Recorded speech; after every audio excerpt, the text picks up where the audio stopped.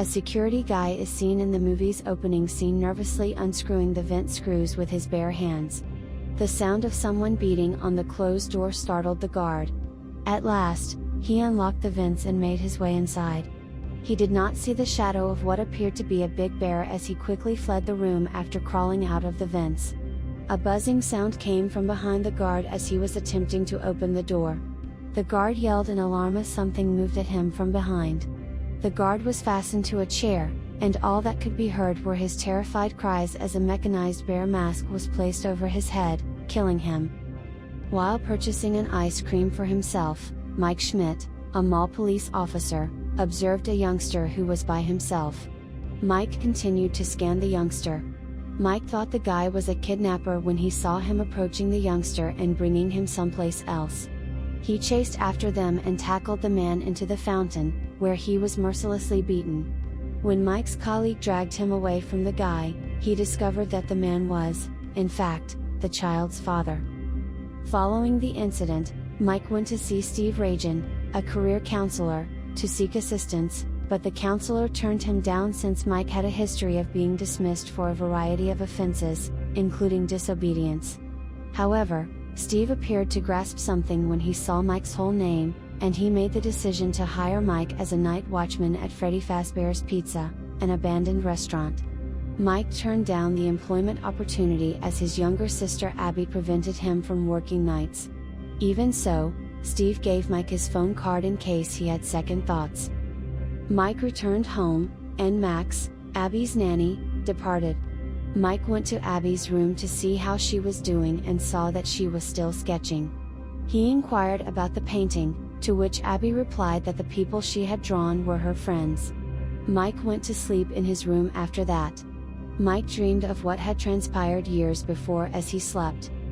Mike saw his younger brother Garrett taken hostage by an unidentified stranger.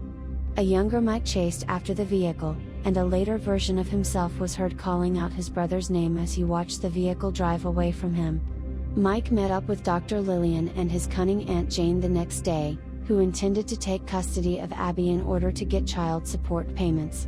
Dr. Lillian told Mike that when Jane departed, Abby would rather be with him than his aunt and suggested that he acquire a new job right quickly to prevent Abby from being taken away from him. Following Dr. Lillian's suggestion, Mike gave Steve Raglan a call and accepted the position he was given. Mike was in charge on his first night at work, sleeping, and fantasizing of his brother being missing again. However, as Mike turned in this dream, he saw 5 kids looking at him while they stood still. When he questioned the kids whether they had seen the guy who had taken his brother, they remained silent. Rather, they bolted, and Mike followed the blonde lad, tripping and suddenly waking up. Jane was speaking with Max and her brother Jeff the next day. In order to get information against Mike that would enable Jane to obtain Abby, Max had been surveilling him. However, she was unable to uncover anything helpful, and Jeff proposed destroying Mike's office to force him out of business. Mike was asleep and dreaming again the night of his second shift at work. This time, he was following a youngster when the child struck him with a hook, cutting his arm. Mike turned to face the youngster, who cried and had black ink streaming from his eyes. Mike walked to the power generator when he saw the electricity acting up and didn't see the inscription on the mirror or the animatronic mascot, Foxy, standing by the open door. Vanessa Shelley, a female police officer who had been frequenting the cafe, paid a visit after the power was restored. Mike was assisted by Vanessa in bandaging the injury on his arm. Vanessa said that security recruits at Freddy's seldom stay long since, in addition to the poor salary, the establishment was shut down due to significant headlines about children going missing there in the 1980s. The next day, after Mike's shift, Jeff broke in with his buddies Carl and Hank and destroyed everything. The animatronic characters Mr. Cupcake and Chica the chicken killed Carl while he was in the kitchen. As soon as Hank realized what was going on, he fled and into a storage area, where Bonnie the rabbit murdered him. Using the CCTV camera, Jeff spotted Hank fleeing. He went to investigate and made an attempt to flee as soon as he noticed Bonnie. Given that Foxy the pirate had trapped him, his doom was certain. After waiting outside for some time, Max, The group's designated driver made the decision to search the cafe for Jeff and his buddies. She followed a child she saw inside the room where the mascots were made. Max was curiously approaching Golden Freddy, the mascot, when all of a sudden, Golden Freddy's jaws opened and dragged Max, killing her. Vanessa went to Mike's house and showed him the sleeping tablets Freddy had placed in the control room, as well as informing him that someone had broken into his home. Mike admitted to Vanessa that he had been using sleeping tablets to enable him to dream about Garrett's ordeal and to see the man's face who had abducted his brother. Although Mike was aware that he had seen the man's face, his memories of him were already deeply ingrained, so he has been attempting to recall him via dreams. Mike took Abby to Freddy's with him on his third night of work since he was unable to reach Max. Abby opened a port when Mike was at work. Mike cleaned the whole area, then took a sleeping pill and dreamed of the boy with the blonde hair. He promised to give the child what he desired and asked the blonde what he knew. A girl's scream caught Mike's attention momentarily, and when he turned around to look again, the kid had vanished and a mascot sketch was lying on the floor. When Mike awoke, he saw that Abby had left the port. When he went to retrieve Abby after hearing her cry, he discovered that she was playing with the moving mascots. The fact that the mascots were moving on their own alarmed Mike, but he took no action that might encourage the mascots to attack. Abby embraced Golden Freddy and gave her heart-shaped painting to Ed Bonnie before they departed. Mike discovered that Abby had sketched kids who resembled the mascots when they returned home and looked at her earlier drafts. Subsequently, he saw a sketch depicting Garrett's abduction. In response, Abby said that the fair-haired youngster had informed her about it. When Mike inquired about the driver, Abby said that she had only heard about a yellow rabbit from a blonde lad. Mike took Abby back with him on his fourth night of work, and the two of them noticed Vanessa's squad vehicle. Before entering the building, Abby said her pals had informed her that Vanessa was kind. She then proceeded to welcome Vanessa and her animatronic buddies. Mike found out that Vanessa had previously been aware that the mascots had been owned by a group of kids. They followed Abby's advice to create a massive port that could accommodate them all, with the mascots' assistance. After leaving Abby with the mascots to have their port roofed, Mike and Vanessa asked Vanessa if she knew anything else about the cafe. Vanessa questioned Mike about why he brought Abby along once again while being aware that the mascots were still alive, refusing to respond. Mike said how he had nightmares that are more realistic and that he can alter Garrett's actual fate while he is at Freddy's. He also thought that the kids with the mascots knew who had taken Garrett. Vanessa attempted to stop Abby from touching Bonnie's instrument while they were conversing on stage, but it was too late since the guitar erupted unexpectedly, knocking Abby out cold. Vanessa threatened to shoot Mike if he brought Abby back to the cafe after she regained consciousness. Mike had another dream the next day after getting Jane to watch Abby while he went to work. In that dream, everything was different. He saw his family with Garrett, and the child with the blonde hair informed him that as long as he gives Abby to them, he may dream about this beautiful moment every night. Mike accepted without thinking, but as soon as he touched Garrett's face, he realized his error and changed his mind.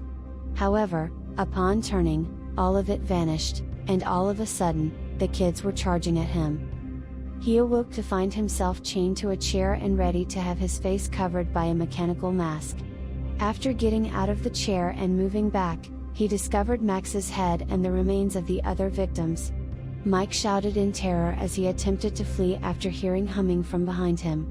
When he regained consciousness, he discovered that Vanessa had brought him to a police outpost after discovering him critically wounded and unconscious in the restaurant. Mike discovered that the mascots contained not only the spirits of the children but also their bodies. A guy who was able to control the ghost children, who were unable to recall anything that had occurred to them, slaughtered those kids. Vanessa revealed to Mike that William Auden, the killer, is the young girl's father and that he is the yellow rabbit in the photo.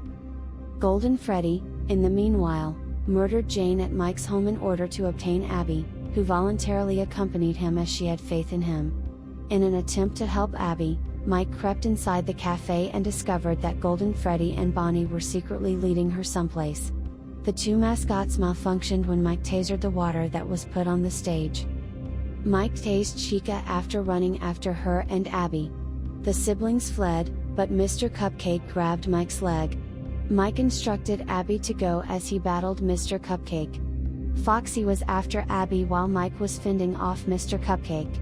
Vanessa shocked Foxy till he fell, and Abby was hiding under the ball pool. Mike, however, encountered the yellow bunny as he attempted to pursue Abby after successfully electrifying Mr. Cupcake. Mike was knocked down by the yellow bunny because of his superior power. The yellow rabbit rushed at Mike, preparing to slay him with a knife, when Vanessa intervened. While Vanessa was facing her own father, the yellow rabbit removed his disguise to expose Steve Raglan, who was really William Auden.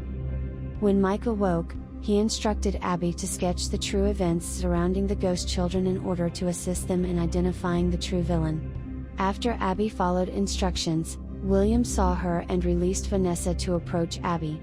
However, Vanessa stopped William once again, fearing that he would harm another kid, only to be stabbed by her insane father. But after Abby finished sketching, Mike hurried to the control room to reset the electrical, and the light came back to concentrate on the paper. The ghost children turned against William once they saw a depiction of the yellow rabbit murdering kids in that paper and realized those kids were indeed them. Abby, Mike, and Vanessa fled the cafe as William, in his animatronic outfit, was possessed by the ghost children and they saw him suffer. William was being pulled away by the ghost children, who were seriously hurt. Vanessa was taken to the hospital after the incident, where she has been unconscious ever since. Dr. Lillian also observed that throughout their meal together, Abby looked to be much more excited and gave Mike a round of applause. Abby expressed concern for the ghost children, who currently have no one to care for them. William, meanwhile, was seen crying in agony inside a restaurant room. Without saying anything, he made a feeble attempt to touch the blonde lad who had been observing him from the door. Gradually, the fair-haired kid shut the door. When he hears the passenger door opening in the epilogue scene, the taxi driver is seen dozing off in his vehicle and presumes that it is a passenger. He was done working and instructed them to get out of the automobile. He screamed when he spotted the balloon boy on the passenger seat after failing to get a response. This in the ends of the movie.